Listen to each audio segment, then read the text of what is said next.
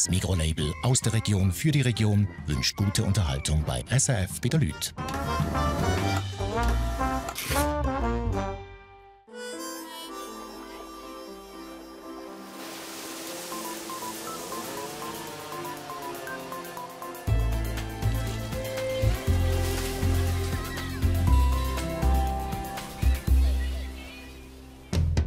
Das ist die Familie Marti. Die Mutter Sandra ist seit 3,5 Jahren von ihrem Mann getrennt und lebt seitdem mit ihren 3 Kindern allein. Sie träumt von einem Neuanfang. Hoch oben auf der Sprungschanze zu Einsiedeln suchen sie eine neue Pächterin. Das wäre eine grosse Herausforderung. Ich möchte kindgerecht werden, der Familie und meinem Job ja eigentlich auch. Familie Mäder bekommt ein neues Familienmitglied. Ein blinder Hund für einen Vater, der Patrick, der wegen einer Krankheit fast blind ist.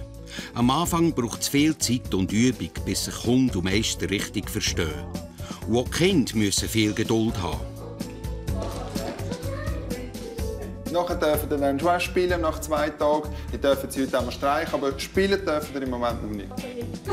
3 Kinder von Mexiko hat die Familie Hunkeler Flück adoptiert. Die älteste, die Carmela, geht jetzt zurück in ihr Ursprungsland.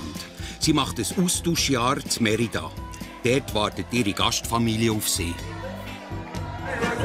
Schön Empfang. Und ich bin gerade ein bisschen sprachlos.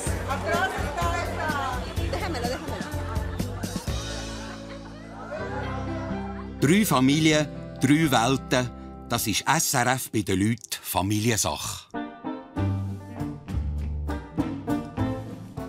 Gäwil im Toggenburg.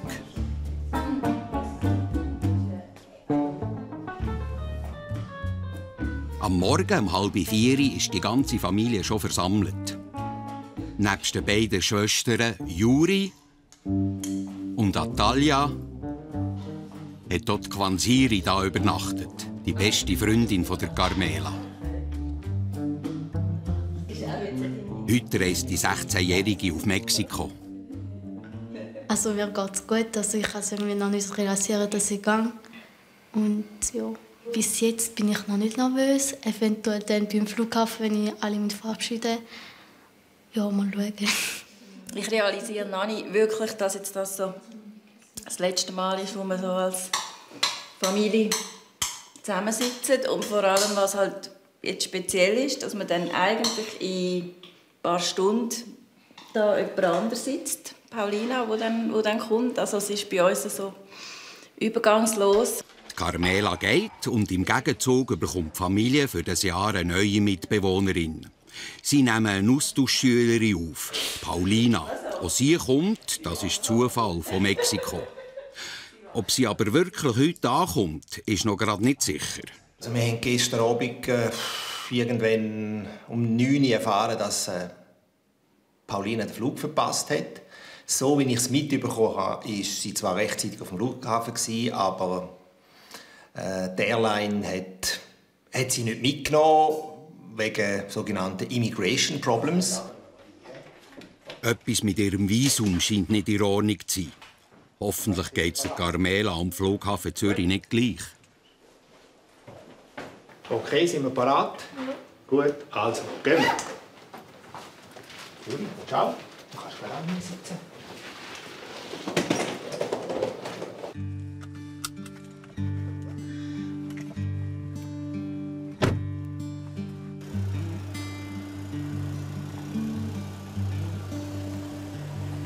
Über Paris und Mexico City fliegt die 16-Jährige heute auf Merida, auf der mexikanischen Halbinsel Yucatan.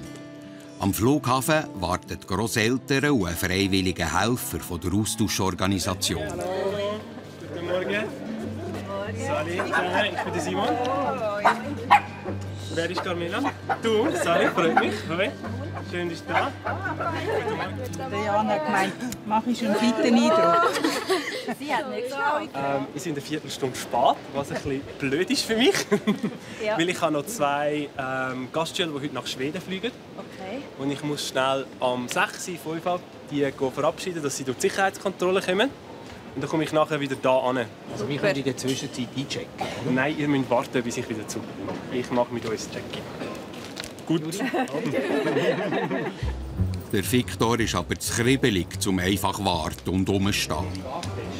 Also nicht Watttesten, sondern schauen, wie schwer das mein Koffer ist. Sicher, ja. Okay. Seine Adoptivtochter geht das erste Mal allein weg.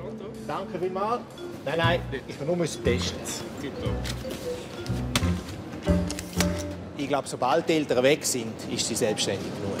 Sie hat ja die Reise selber gewünscht. Wir haben jetzt ein Jahr darauf hingearbeitet. Und heute ist es jetzt so weit. Und in einer halben Stunde verabschieden wir sie verabschieden. Und ich habe ein gutes Gefühl. Und ich glaube, sie hat auch ein gutes Gefühl. Und ich bin gutes Mutes. So, gut. Bist du ausgerüstet. Dankeschön. Dann gehen wir wieder zurück zu deinen Eltern und Bekannten, oder? Dann hast du jetzt noch so eine Minute oder 90 Sekunden, um nochmal von allen Tschüss zu sagen. Und wenn du parat bist, warte ich hier vorne auf dich und dann geht es hier durch. Und ab dann bist du alleine unterwegs. Ist gut?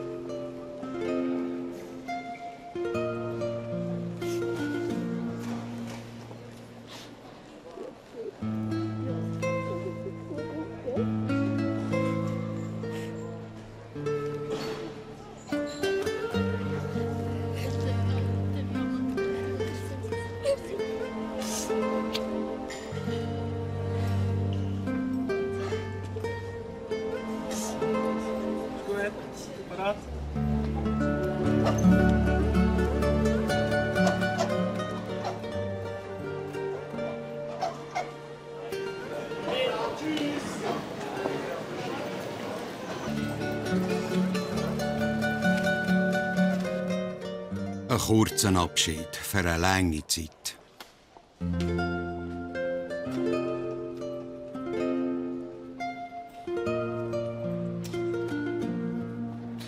Also jetzt ist es wirklich so, dass sie geht und dass sie auf sich alleine gestellt ist. Und ja, jetzt wünschen wir einfach alles Gute und dass sie es gut packt und dass sie es gut hat. Aber es ist schon jetzt im Moment ein bisschen heftig.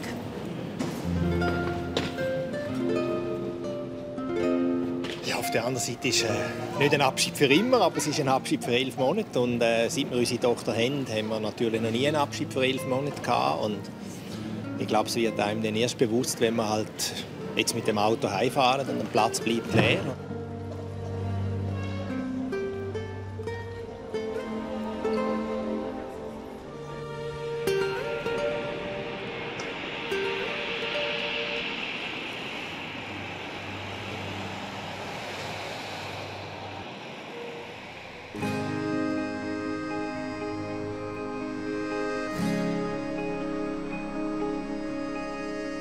Wetzikon im Zürich-Oberland.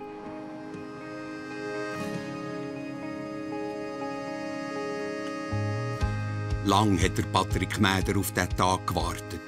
Heute bekommt er einen blinden Hund.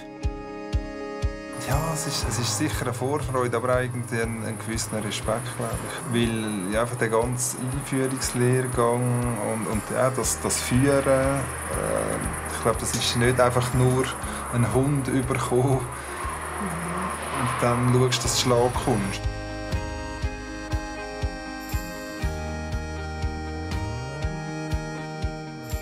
Der Jorge Moreno von der Ostschweizer Blindenhundeschule bringt Pequenita in ihr neues Zuhause.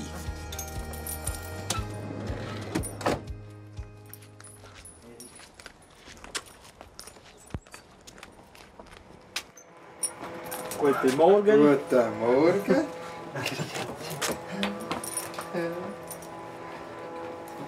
So, hallo. Herr Moreno, guten Tag. Ich lasse Sie frei, Ja, nur reinkommen. Hinter. So, der große Tag ist Genau. gekommen.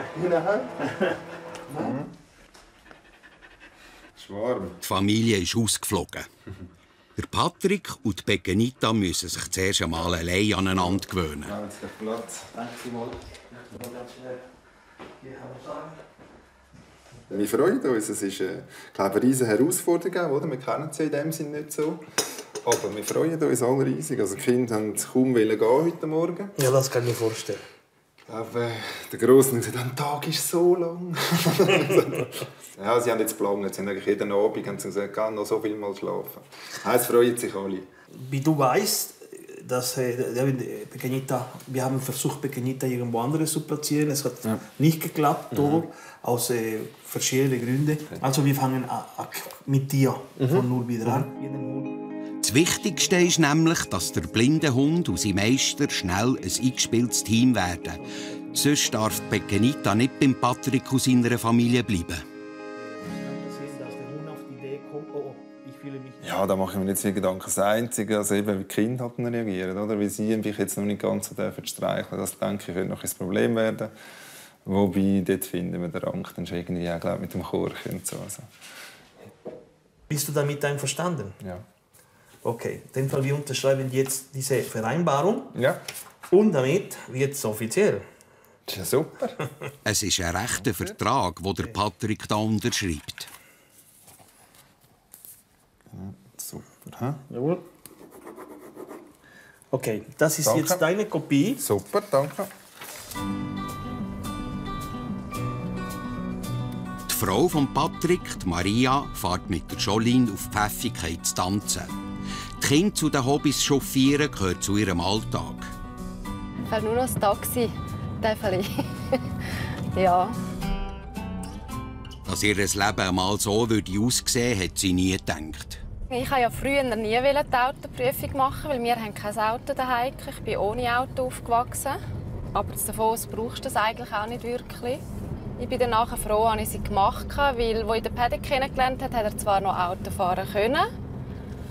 Aber wir haben ja gewusst, irgendwann wird das nicht mehr gehen. Und das ist dann halt schneller gekommen als erwartet. Und dann habe ich müssen, obwohl ich nicht immer Freude hatte. Aber die Routine kommt dann mit der Zeit.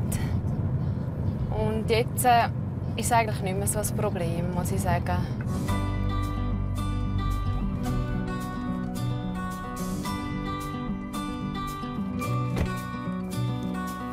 Also, willst du ihn anlegen?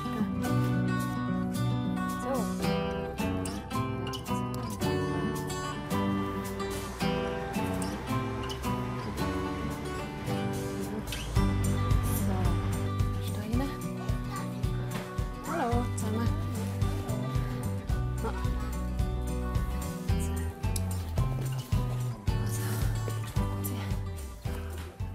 Dein Fläschchen noch.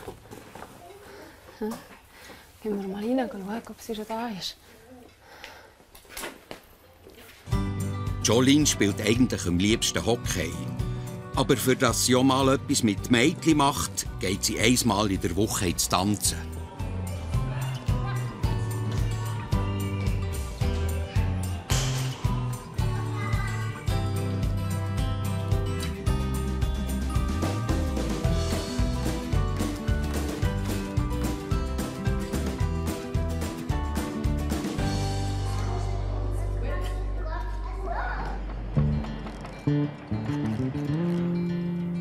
Unteribrig im Kanton Schwyz.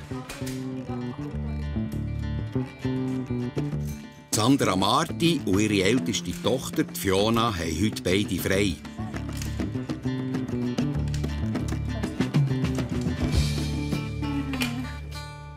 Nach dem Sommer ist Fiona aus dem Gimmer gefallen und darum auch nicht ganz freiwillig daheim. Am Anfang haben wir natürlich schon ich denke, als sie das so Zwischenjahr angestrebt hat, da habe ich schon nicht unbedingt so Freude gehabt. Man macht sich dann gerade wieder Sorgen als Mami. Aber jetzt denke ich, sie macht jetzt etwas daraus und momentan geniesse ich die Zeit auch. So Mami-Kind. Oder Mami-Teenager, Entschuldigung. Scheiße. Es war immer so ein bisschen speziell, also immer so ein bisschen teenagermässig. Und jetzt hat sie einfach zwischendrin extreme Ausraster manchmal. Du hast alle deine komischen Ausraster und die habe ich halt alle gegeben. Das ist eigentlich nicht so chemisch jetzt in diesem Ding sind, aber ich bin langsam nicht mehr da drin. Ganz frei hat Fiona dann doch nicht. Sie muss ihr Zwischenjahr organisieren und sich vor allem für das nächste Jahr entscheiden. Zurück an Gimmer oder doch eine Berufslehre? Ich habe richtig Medizininteresse, richtig Jura, richtig Sekundarlehrerin und Architektur eben auch. Also, ich habe auch schon gedacht, so auf ein Boot zu gehen, also Maurerin oder so etwas. Ich bin auch schon mitgegangen mit meinem Daddy, weil er auch Akkordmaurer war. Weil sie so viele Interessen hat und doch nicht weiss, was sie will, geht Fiona zu Einsiedeln in die Berufsberatung. Jetzt ist wirklich so, was will ich machen? Das ist eigentlich das, was am meisten Stress bereitet. Ich bin jetzt in Beratung und ich glaube, es wird auch etwas, aber es ist gleich so, finde ich etwas, wird es etwas, weiss ich wirklich wieder richtig, dass ich einschlagen will. Also ich hätte, glaube viele Beispiele, aber keins, was so richtig passt. Bei jedem Beruf muss man ja gewisse Stärken mitbringen, dass man geeignet ist. Ne? Da hast du jetzt schon eine Auswahl an Stärken. Welche würdest du sagen, trifft auf dich zu? Also mehr wie einfach nur ein bisschen, sondern dass du sagst, mal, das kann ich wirklich gut. Das hat Mami schon länger gesagt, das ist wegen der Organisationsfähigkeit. Gut. Die drei, die am meisten stimmen. Letztes Mal bin ich noch voll. Ich mache Praktikum Maler oder Maurerin. Und vorletztes Mal habe ich gedacht, ja, entweder das oder vielleicht doch etwas anderes. Und jetzt bin ich plötzlich wieder auf Pflegefachfrau. Ja, also ich hoffe, es kommt nicht zu viel umeinander und ich kann mich gleich festsetzen. Bis zu einem definitiven Entscheid ist noch ein gutes Stück Weg für die Fiona.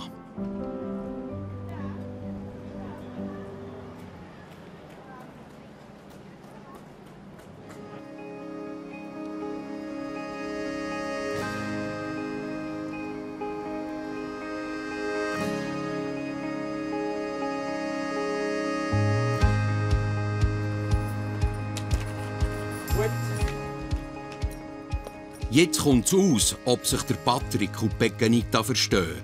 Sie sind das erste Mal zusammen unterwegs.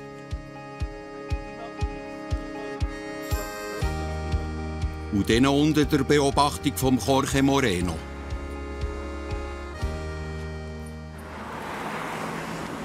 So, laufen ist gut, lass dich führen. Von der Leine. Sehr gut.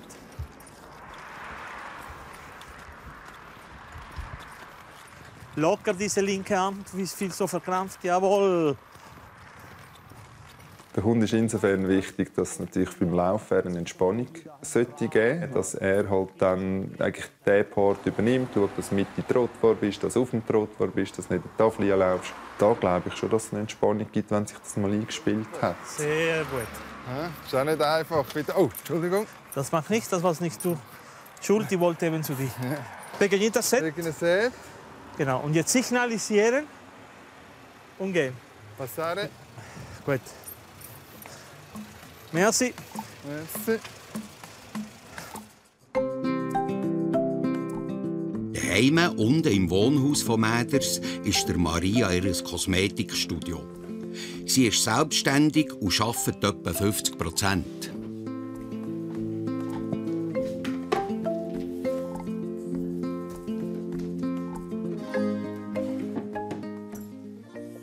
Ich könnte jetzt nicht im Büro den ganzen Tag am PC hocken, wie der Patrick, und mit dem PC arbeiten. Das bin ich nicht. Ich muss ein bisschen kreativ und mit den Händen arbeiten können. Darfst du die Augen mal öffnen? Nein, Arbeiten ist für mich eigentlich Erholung. Also, es klingt jetzt ein bisschen absurd, aber ich bin wahrscheinlich ausgeglichener, dass ich auch arbeiten kann. Es sind ein bisschen andere Themen. Nicht alles dreht sich nur um Kind. Die Kinder haben dann auch einen grösseren Bezug zu den Grosseltern. Also für alle eine Win-Win-Situation, denke ich. Bei der Maria dreht sich im Beruf alles um das Thema Schönheit. Sich pflegen und gut aussehen ist ihr aber auch sonst wichtig. Ihr Mann, der Patrick, kann das aber nicht mehr sehen. Ich habe Patrick auch schon gesagt, ich kann eigentlich rumlaufen, wie ich will. Also es klingt jetzt hart. Er sagt dann immer, ja, schau, dort, wo er noch besser gesehen hat er ja gesehen, wie ich aussehe. Und so haltet er mich immer in Erinnerung. Ein bisschen hinten. Okay, ja. Im Moment muss sich der Patrick aber vor allem konzentrieren. Nochmal ein neues Thema: Busfahren. Okay, kannst du gehen. Alles klar? Alles klar. Fragen? Ja. Also du musst sagen, ob ich es einigermaßen gemacht habe? Moll, das war gut. Du bist nicht gestolpert, niemanden überfahren. Und hat niemanden gebissen. Was ist was heißt Ausgabe? Fuori. Die Befehle für Pequenita sind auf Italienisch, weil sie in dieser Sprache mehr Vokal hat und das einfacher ist für einen Hund. Der Patrick muss sich also nicht nur einen Haufen Regeln merken, sondern auch noch gerade eine Fremdsprache lernen. Da kann einiges schief gehen. Perfekt, super gemacht. So ist es gut. Danke. Ich weiss nicht, wie gross die Chance wirklich ist, aber sie ist da. Dass das nicht geht. Dass ich vielleicht auch irgendetwas falsch mache. Weil ich muss natürlich dann ihn führen lassen. Sehr gut.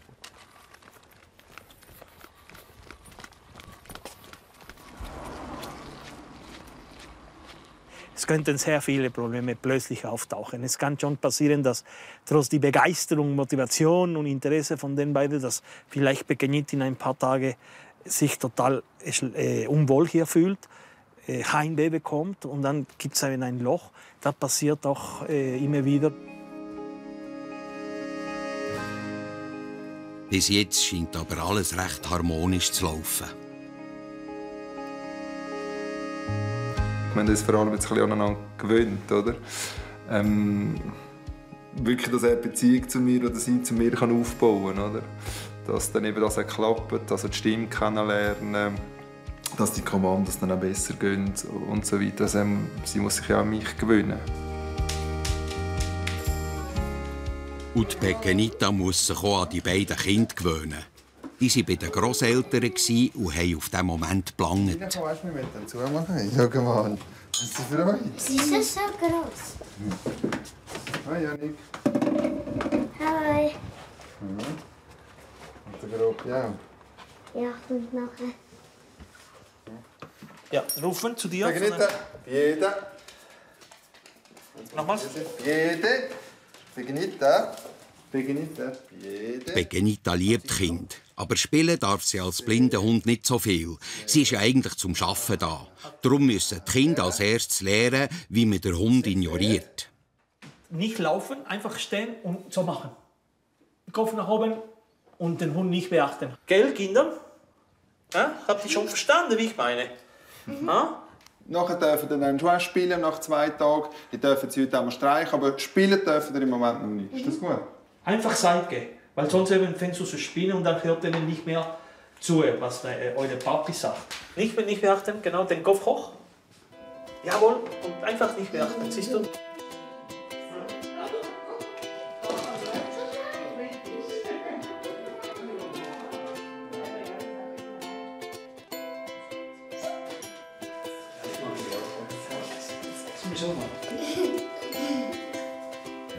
Hat sie eben gerne, wenn man sie streichelt.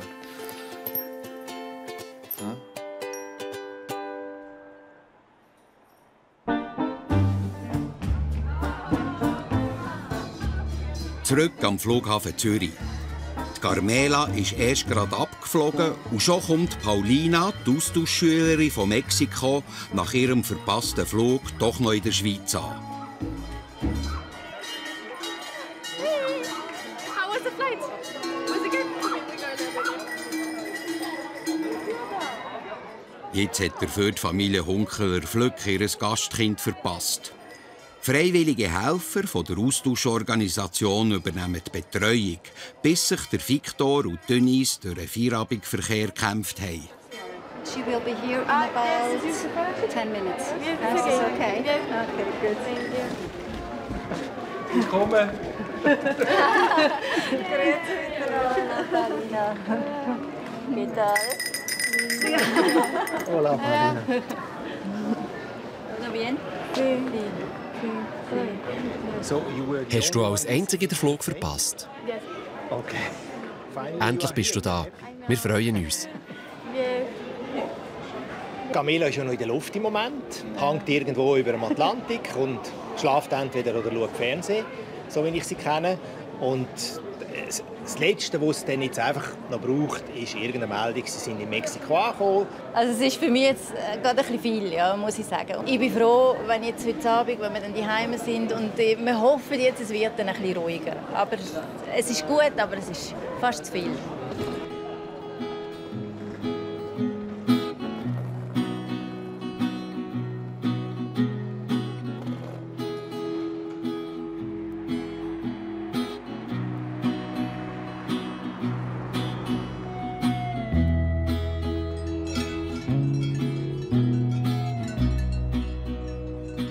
Weil im Toggenburg lernt Paulina den Rest der Familie kennen. Ihre neuen Schwestern, Natalia und Juri. Und dann wird gerade sofort der verborgene Familienschatz gezeigt. Hunkeler Flux haben eine eigene Quelle. Schau, wir haben 2 Wasserhähne. Der hier ist für unser eigenes Wasser. Das ist Trinkwasser. Und bei dem hier kannst du auslesen, ob du warm oder kalt willst. Wenn du etwas trinken willst, dann warte schnell. Läng's mal an. Es ist richtig gut. Wenn du etwas trinken willst, dann nimmst du von da. Ja, das kommt schon. Das kommt schon. And there is your room.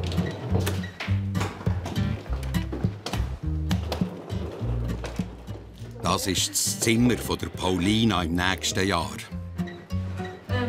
This you can take, and this is our bathroom from our children. Julia. This is the flat from our parents. So and this. Es gibt noch viel anderes zu entdecken auf den 3 Stöcken vom Haus. Am meisten beeindruckt ist Paulina aber von der Umgebung. Mir gefällt es hier, weil ich gerne Natur habe. Und ich fotografiere gerne. Das gibt sicher coole Fotos.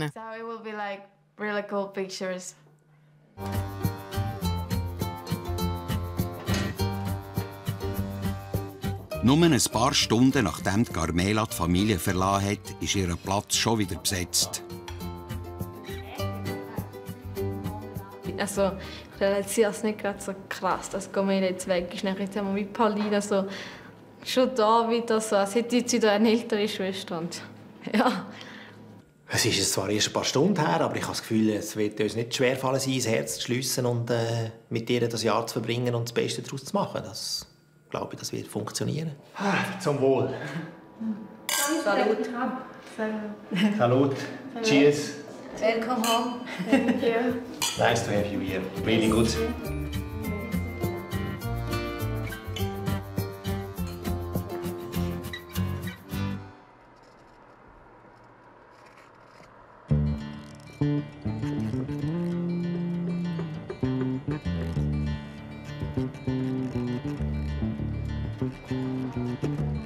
Im Kanton Schwyz in Ferien. Die beiden jüngeren Kinder von Sandra Marti gehen 1 Woche zum Vater. Der Dominik muss packen. Aber einfach nicht in den Dreck, ist gut. Ja. Schau, jetzt sind im Fall die alten T-Shirts, die es nicht gemacht haben. Ja, das T-Shirt habe ich genug da oben für. Ja, das ist gut. Socken kann ich 2 Tage anlegen. Ja, warte, ich kann ja das sparen. Okay. Vor 3 Jahren sind sie das erste Mal zu meinem Ex-Mann in die Ferien, also zu ihrem Daddy. Und dann sind noch alle 3 Kinder gegangen. Dann sind sie eine Woche auf Italien. Und das war schlimm. Also das war das Schlimmste für mich. Also das erste Mal die Kinder weg, weil das sind ja ein Teil von einem. Und da habe ich nur noch gebrüllt. Das ist mir so... Einfach... Die haben mir so gefällt. Ich habe es so vermisst. Jetzt hat sich das eingependelt. Die Eltern haben das gemeinsame Sorgerecht und teilen sich die Wochenende und die Ferienzeit. Also ich freue mich, weil es halt lustig ist und wir wissen halt schier nie, was wir machen. Und das finde ich halt noch cool, weil dann ist es halt so eine Überraschung. Wie letztes Mal sind wir einfach so halt ins Alpe Maria, aber wir haben nichts gewusst und das war auch lustig. Ja. Tschüss. Knubbeln. Nein! Knuddel. Nein! Ich kann nicht, wenn du so klein bist. Jetzt musst du aber nicht mehr. Nicht mehr Schmutz. Tschüss. Tschüss. Schöne Ferien. Danke. Sandra muss wieder arbeiten. Darum verabschiedet sie sich schon jetzt von den Kindern. Machst du nicht Tschüss? Tschüss. Tschüss. Oh. Ja. Du bist anrufen. So grosse Tür. Warte. Also tschüss. Tschüss. Habe ich gern. Ich auch. Tschüss. Es geht gar nicht mehr. Nein, es geht gar nicht. Der Dominik und Kim machen sich daheim noch ins Vieri. Jetzt musst du drücken. Ah, gut. Ich finde, dass der Unterschied ist, dass Mami und der Daddy jetzt getrennt sind. Dass eigentlich nur noch eine Abwechslung im Haus ist manchmal. Also viel lieber wäre ich, wenn sie wieder zusammen wohnen würden. Aber ich finde es ein bisschen schön, dass sie jetzt auseinander sind, weil sie immer gestritten haben. Manchmal, aber wenn sie jetzt nicht gestritten hätten, dann möchte ich, dass sie wieder zusammen wohnen. Willst du auch etwas sagen? Also ich finde es einfach mega... Sicher der Daddy gerade. Hoi, Daddy. Ja. Okay. Tschüss. Hatte gern. Wir müssen meinen Velo rauf. Also er tut einfach die Ware einpacken. Ich freue mich am meisten, wenn ich zum Daddy gehe, dass ich alle wieder sehe. Also Kollegen, Jill, Daddy, Patricia. Patricia ist ja vom Daddy die Freundin und Jill ist ihr Hund.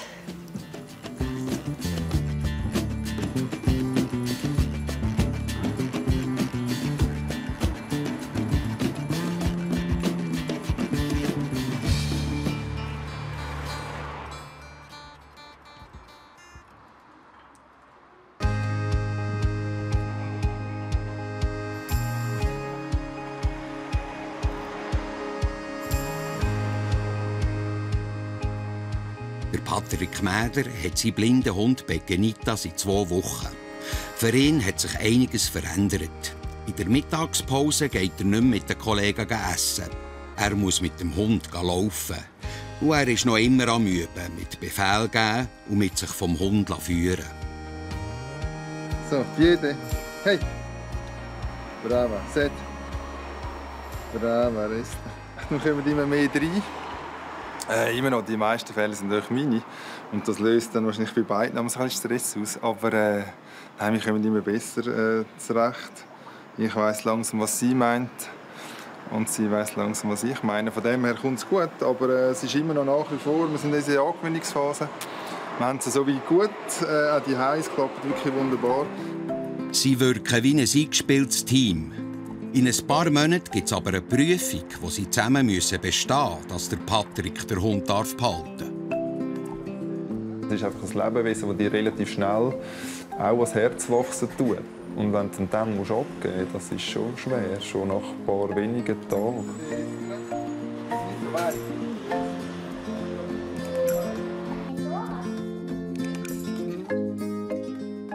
Auch für die Kinder gehört der Hund schon zur Familie. Und darum auch auf die Zeichnung.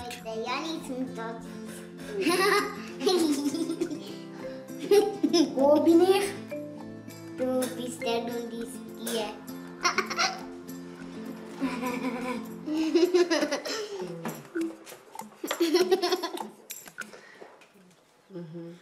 Wo? Aber sie wissen genau, dass Begenita nicht einfach ein Familienhund ist. Das Grüßeli. Der Hund gehört zu zwei, also so eine Art wie ein Papi. Und er sollte ihm folgen, mir. Oder der Schule. Am Abend dürfen sie aber viel mit dem Papi und der Begenita laufen und übernehmen dann Verantwortung. Ah, der Hund macht gar keinen, dann tue ich aufputzen. Ich muss noch staunen, wie heiß das der Gacki ist. Man merkt es sogar durch den Sack.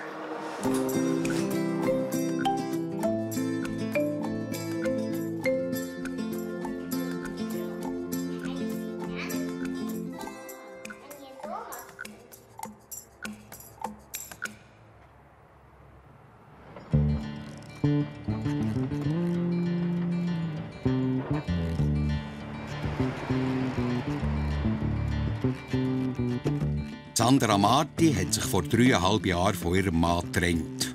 Und über die letzten 1,5 Jahre haben sie an der Scheidung herumgedoktert. Jetzt ist der Moment gekommen, wo sie sich über beide Anwälte einigen konnten. Das ist die Ehescheidungskonvention, dass wir uns da geeinigt haben für das gemeinsame Sorgerecht der Kinder. Das ist vom Finanziellen sind da die meisten Sachen eigentlich geregelt, so weit wie es möglich ist. Ja, einfach alles so ein bisschen, zum Beispiel, dass Kind jedes zweite Wochenende zu meinem Ex-Mann gehen, dass alles schwarz auf weiß ist. Dass sie das unterschreiben darf, darauf hat Sandra lang gelangt. Das ist eine Erleichterung. Ja, ich denke, da wird man auch wieder ein anderer Mensch.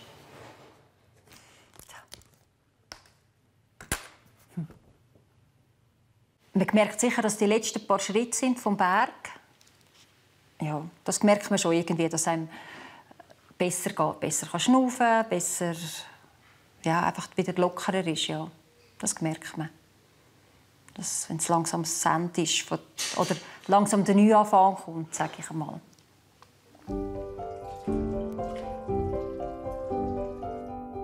Man kann auch eine Familie sein, wenn jetzt halt ein Erwachsenes vielleicht nicht rum ist.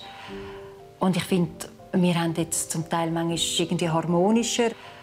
Klar, gewisse Sachen sind strenger, aber andere Sachen haben wir viel mehr als Familienleben. Manchmal jetzt, wo wir miteinander geniessen können.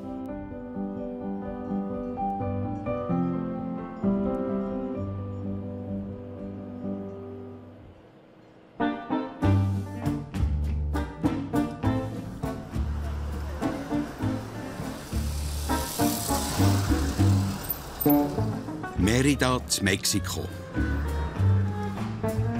Nach einer über 2-tägigen Reise über Paris und Mexico City ist Carmela auf der Halbinsel Yucatan angekommen. Jetzt trifft sie auf ihre Gastfamilie. Ich bin aufgeregt, weil ich sie ja zum ersten Mal sehe. Und ja, ich kenne sie ja noch nicht. Und das ist einfach die Familie, wo ich denke, ja, werde bleiben, wenn alles gut klappt. Und ja. Carmela ist nicht allein.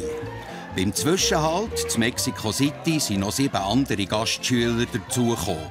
Der Geräuschpegel ist etwas ein anderer als in der Schweiz.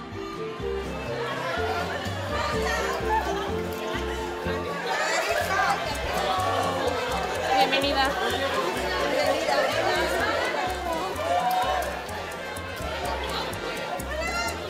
Nach dieser langen Reise ist Carmela gerade etwas überwältigt. Schön Empfang. Und ich bin gerade etwas sprachlos.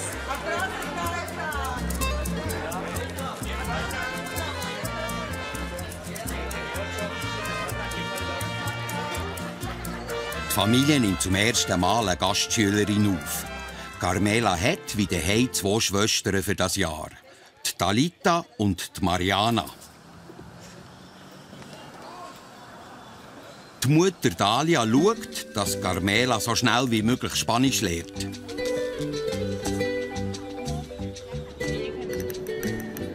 This street is the main street in the city, around the city. Okay.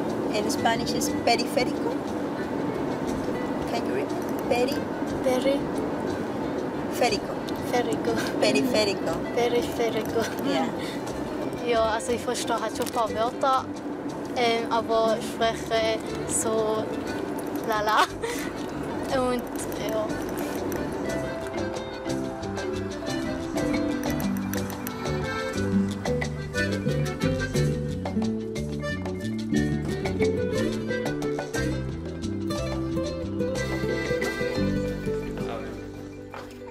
Im neuen Zuhause von der Carmela wartet noch eine Überraschung. Nebst den Grossmüttern hat die Familie auch noch 3 befreundete Musiker für einen Empfang organisiert.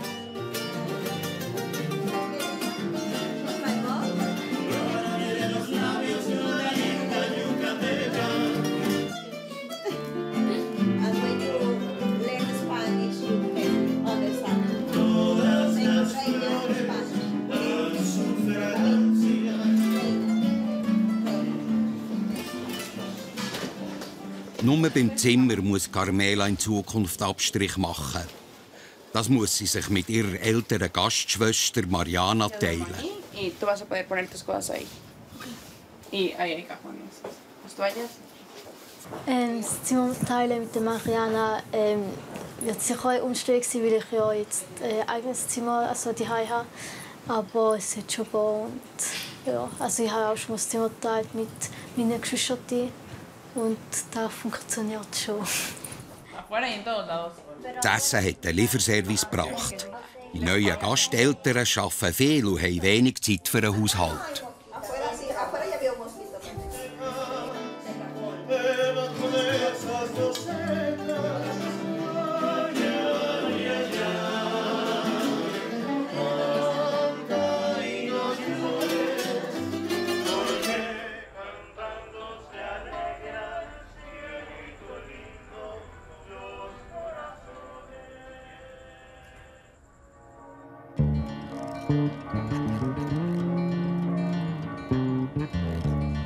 Einsiedeln im Kanton Schwyz. Sandra Marti überlegt sich, beruflich neue Wege zu gehen. Zoberst im Restaurant vor Sprungschanze suchen sie eine neue Pächterin. Es war schon immer ein Traum von mir, selber mal etwas entweder pachtet oder etwas Eigenes zu haben. Das Restaurant, aber eher so kleiner. Guten Morgen. Guten Morgen. Geht zu der Hildegard auf? Hildegard auf, dann können Sie hier auf den Sessel und oben einfach schön links aussteigen. Ist gut, mache ich das. Und jetzt lasse ich den Lift an. Sie können gerade drauf sitzen.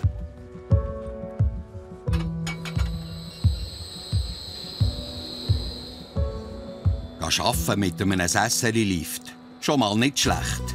Aber Sandra macht sich Gedanken, ob dieser Job mit der Familie unter einen Hut passt.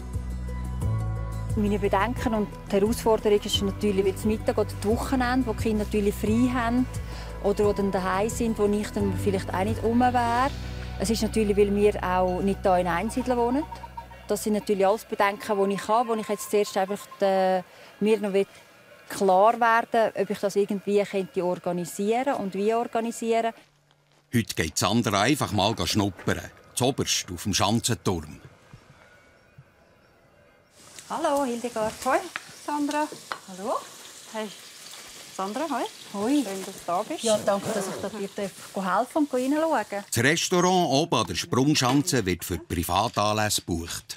Es ist schon noch intensiv. Also, es gibt natürlich Monate, wo du schaffst natürlich fast 150% und Hand und Kehr halt dann wieder nur 20-30%. Das ist total unterschiedlich.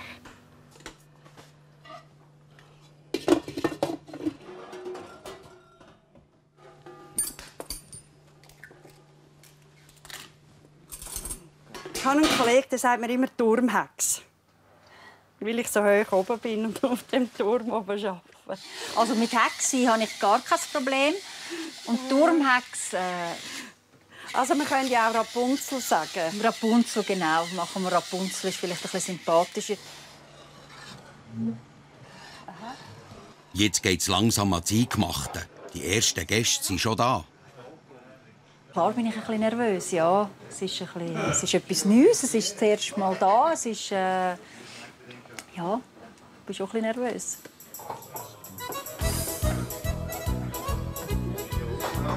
Ihnen darf ich Schorle, gut? Okay, da schon, ein bisschen weit. Und schon ist sie im Element. Macht's wie ein Profi. Wohl miteinander. Achtung, Teller heiß.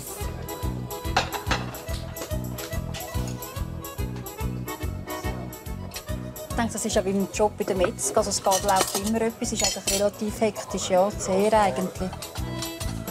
Also, einfach, wenn es immer etwas geht, sonst wird es mir schnell langweilig. Es läuft. Die Gäste scheinen zufrieden.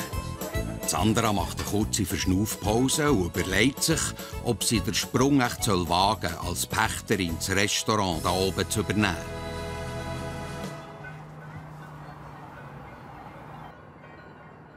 Wenn ich etwas mache, dann tue ich es nicht nur halbpatzig und ich will allem dann gerecht werden. Also ich will dem Kind gerecht werden, der Familie und meinem Job ja eigentlich auch. Ich werde sicher noch ein bisschen studieren in der Nacht, ja. Und nächste Woche bei Familie Sach die Paulina hat sich gut eingelebt bei der Familie Hunkeler-Flück, aber die Carmela fehlt. Ich vermisse Camilla fest. Ja, das ist ja nicht so schlimm. Man darf seine Schwester vermissen, oder? Schock bei der Familie Mäder. Der Kinderarzt hat herausgefunden, dass die Tochter Jolene auf einem Auge nicht gut sieht. Das ist ein harter Schlag, vor allem für Patrick. Auch wenn man noch nicht sagen kann, ob sie die gleiche Krankheit hat wie er. Ja, das ist der Moment, wo ich immer gehofft habe, dass er nie kommt. Für ein endgültiges Scheidungsurteil gehen auch die 3 Kinder von der Sandra Marti vor Gericht. Ich denke, für die Kinder ist es so wichtig, also zu sagen, wie sie die Sachen empfinden. Sie merken dann auch, dass es nicht einfach nur so ein Ping-Pong-Ball sind. Das und noch viel mehr Geschichten gibt es heute in einer Woche bei SRF bei den Leuten Familiensache. Sie sahen SRF bei den Leuten mit «Aus der Region für die Region», dem Migros-Label für regionale Produkte.